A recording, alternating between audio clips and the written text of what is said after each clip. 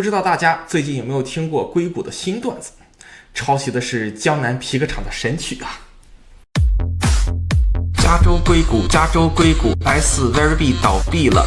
加州硅谷，第五大 bank 它倒闭了。王八蛋老板 ，GB 不干人事欠下了几百个亿，带着360万跑了，我们怎么办？只能喊一句还我血汗钱，你还我血汗钱。大家好，我是 Norman。你知道吗？最近美国有了一个大新闻。SVB Silicon Valley Bank 倒闭了。这家银行在2月初还被美国福布斯杂志评为美国100大银行的第20位和加州的第5位，就这么没得了。破产前一周 SVB 依然有超过2000亿的账面资产和超过200亿的总股本。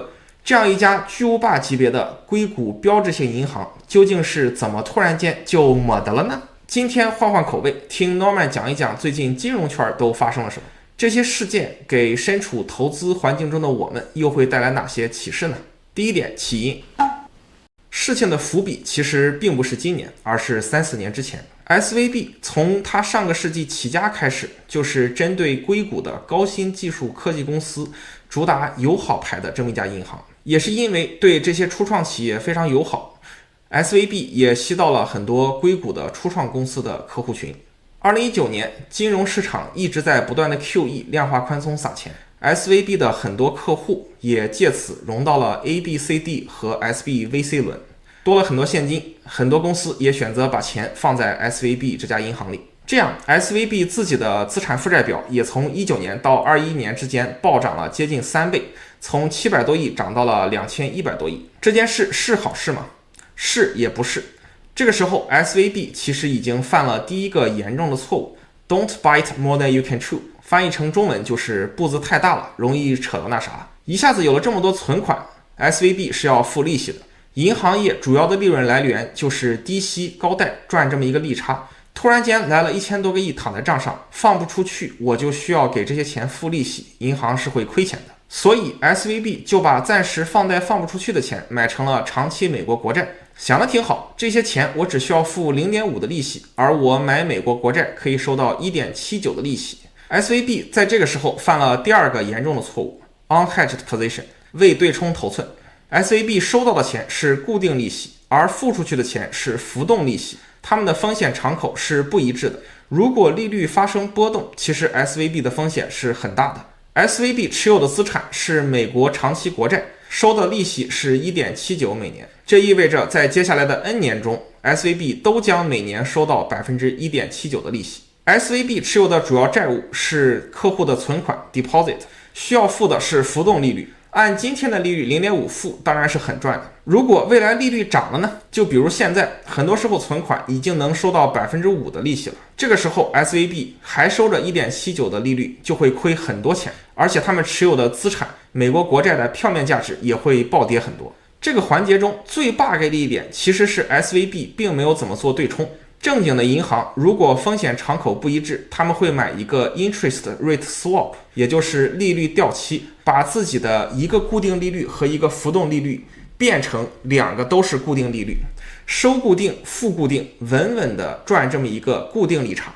但是这样做往往是有成本的，比如你的交易对手方高盛愿意把你的 interest rate 从浮动变成固定，但是要跟你收 0.5 的费用，这样会让 SVB 的账面利润从 1.29 跌到 0.79。 随着利润下跌，与之而来的是高管年终奖的下跌。那么高管脑子里是怎么想的呢？储户和股东赚不赚钱我是不 care 的，我的年终奖少了，我可是要跟你急的哦。随着22年以来的不断加息， SVB 持有的 portfolio 利差亏得越来越大，而 SVB 的客户再融钱也不像1920年那么容易了。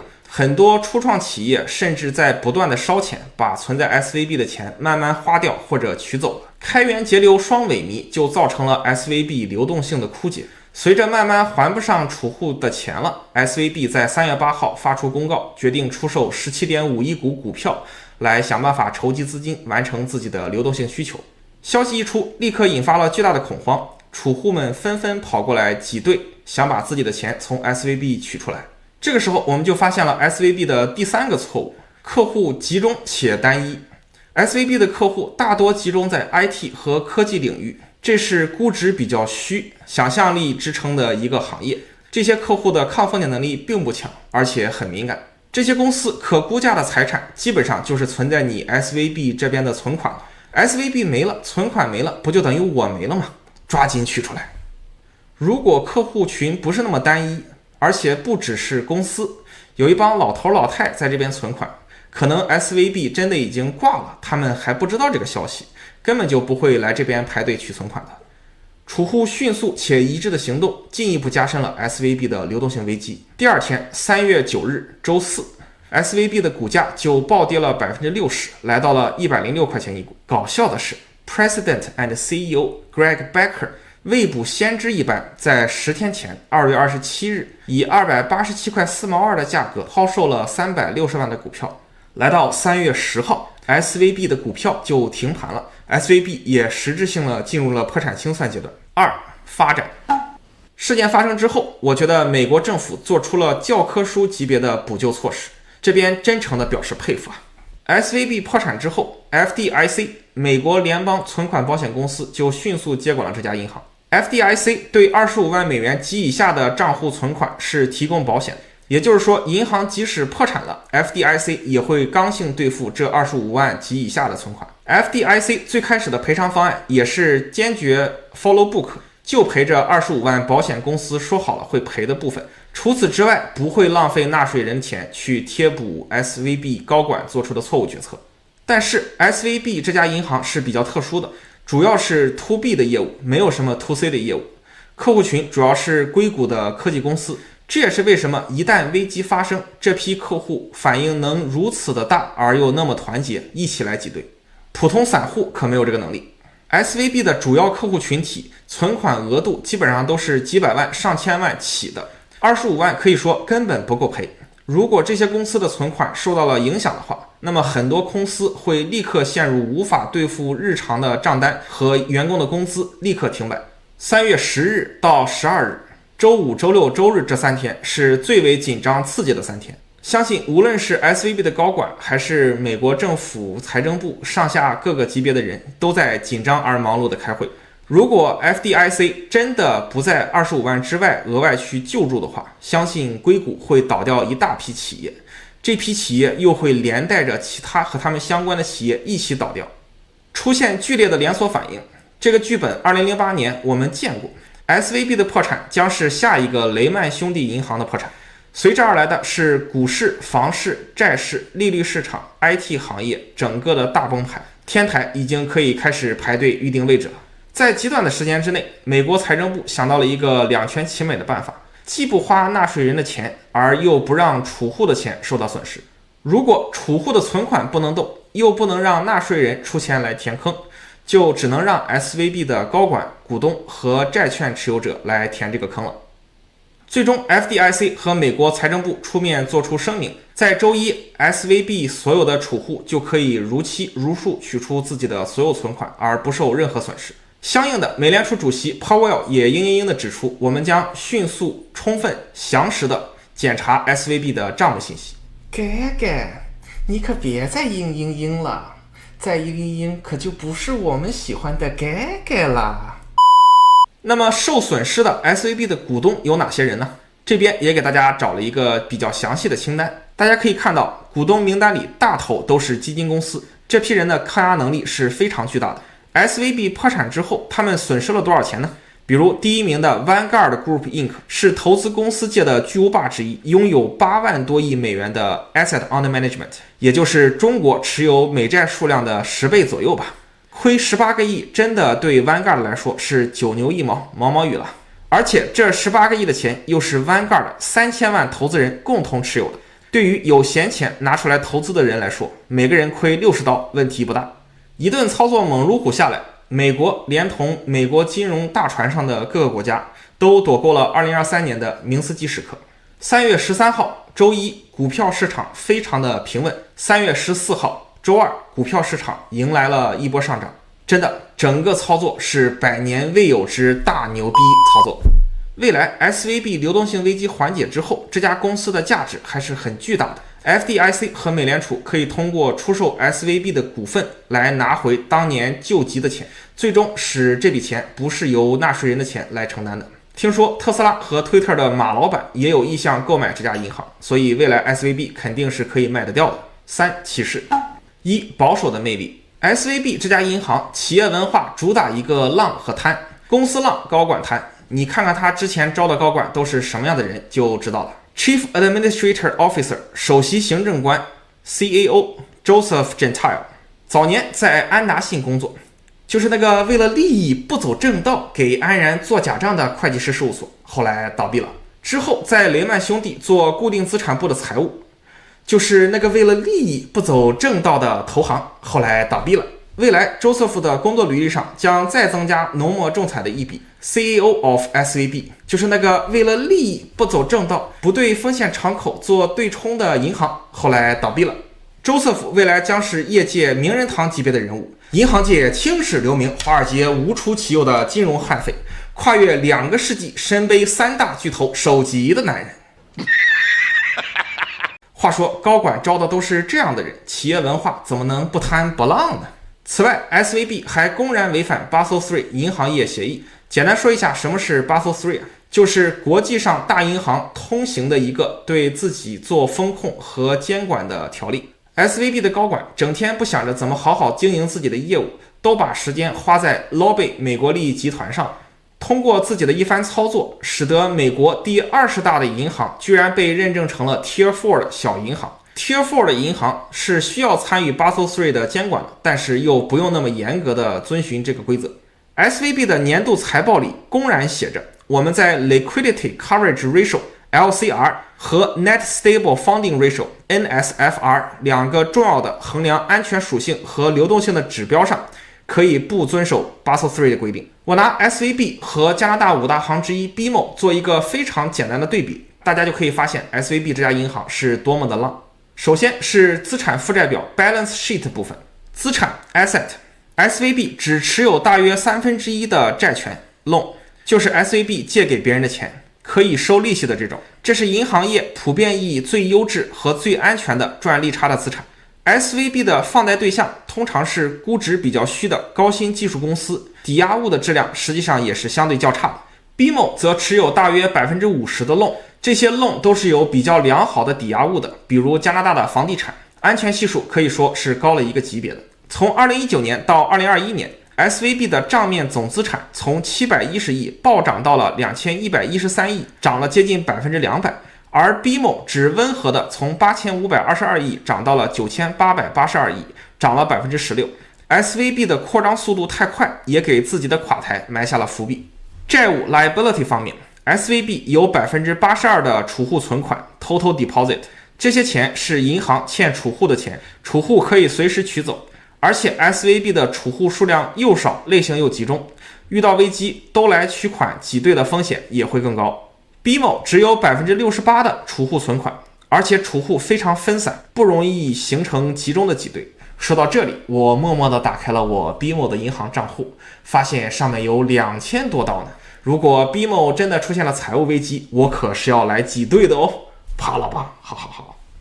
再看一下损益表 Income Statement 里面的每股盈利水平。SVB 在2022年每股盈利是25块3毛5，3月8日大跌前股价大约是267.9刀， PE 市盈率大约是 10.6 倍。BMO 在2022年每股盈利是 19.99 加币，3月8日附近股价大约是 127.36 加币， PE 市盈率大约是 6.37 倍。按市盈率计算， SVB 这样一家客户类型单一、资产负债表明显更差的银行，跟 BMO 这样一家运行了很多年、安全稳定的银行比，估值多了 66%。 相信多出来的部分是通过想象力来支撑的。这个差距就很像我讲到过的裸泳房和经济适用房之间的差别。一方面资产差、债务重，另一方面人为降低流动性的要求，不遵守 Basel III 的规定，无非就是为了把利润做得更好看一些，让高管多挣点钱，真的是浪里个浪啊！下贱。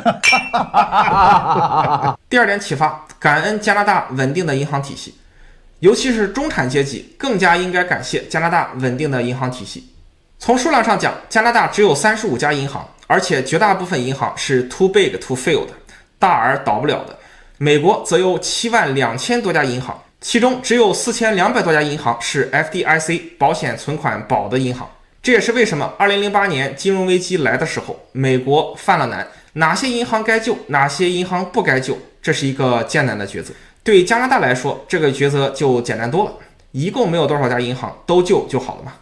另一方面，加拿大住房贷款是无限连带责任的，如果还不上贷款，银行会拍卖你这套房子，不够的话还会去拍卖你的第2套房、第3套房、你的车子和股票，直到破产为止。所以在加拿大，有能力还款的中产阶级是绝对不会断供，把自己的房子拿出来恐慌性抛售的。而在美国，银行只能追抵押物，抵押物之外就不能追了。看起来挺好，实际上另一个2008年到来的时候，当你的房子或者其他资产只值比如80万，而贷款是100万的时候，即使有能力还款的人也会选择把资产抛掉，留给银行，让银行来承担这个损失，市场就更容易进入集体抛售的雪崩模式。金融这个行业很神奇，该被创新出来的东西基本上都已经被创新出来了，不该被创新出来的东西基本上都已经被禁止了。下一步，美国银行业如果想进一步创新，应该由美国政府牵头，兼并和合并一部分银行，把银行的数量降下来，这样可以帮助美国系统性的降低自己的银行业风险。4. 后续发展。最后我们来展望一下市场，股票市场我就不班门弄斧了，主要还是来聊一聊房地产市场和利率的变化趋势。总的来说，超短期的时间轴下，利率趋于平缓，接下来会不涨或者是微涨。短到中期，利率会开始发生反转，这个反转最快年内就会发生。SVB 事件是给整个美国的加息政策敲响了警钟的，完美的躲过了 SVB 破产对市场的影响，可以说美国的金融市场和世界的金融市场也躲过了一场浩劫。2022年以来，快速的加息除了部分抑制了通胀之外，也让很多美国企业来到了水深火热的地步。传统的大牌企业像 BlackRock 这样的公司，利润也大幅下滑到了接近零。SVB 的垮台很可能让美国的加息政策戛然而止，至少不会像美联储主席鲍威尔那样的鹰派喊话，老子加到天荒地老，管你市场怎么动。美国加息抗通胀的逻辑就是输出通胀，随着美元不断的加息，美元的汇率也是在一路上涨的。美国作为一个净进口国家，需要大量购买海外的物品，如果美元增值，那么他们买海外物品的价格就会下降，自己民众买到的东西也会变得更便宜，而其他国家购买美国物品的时候就会更贵，这样通胀就被输出到了别的国家。加拿大本来就不准备继续加息了，如果这个时候美国继续加息，那么加币对美元的汇率就会大概率贬值，加拿大人买美国的农产品也会更贵，会瞬间感受到输入型通胀。如果 SVB 破产事件真的让美国决定不再继续猛烈加息的话，对抑制加拿大的通货膨胀也是有非常积极的帮助的。下面来说说房价问题。去年年末第75期视频我讲到了，通常情况下第2年的2月房价会高于上一年的12月，很多人不信来问候我的家人，不信就不信嘛，问候家人就不必了。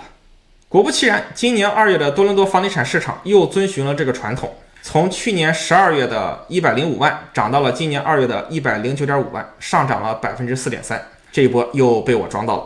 我相信随着 SVB 破产事件让加息这件事情加速远离我们的生活，未来多伦多的房价会继续上涨的。去年小红书说到的房价发令枪反转时刻，也就是短期的金融因素不再能把长期房子供给不足这么一个因素给压制住的情况，也会随着利率的稳定和反转加速到来。3月13日周一，商业贷款的利率跟着bond的利率的下降已经来了一波跳水，相信在不远的将来，住宅贷款市场的利率也会开始松动。当然这都是我的一家之言，信不信就由屏幕前的大家自行决断。有投资多伦多房产需求的朋友，欢迎这边联系我。点关注不迷路，房子上的问题找 Norman 就够了。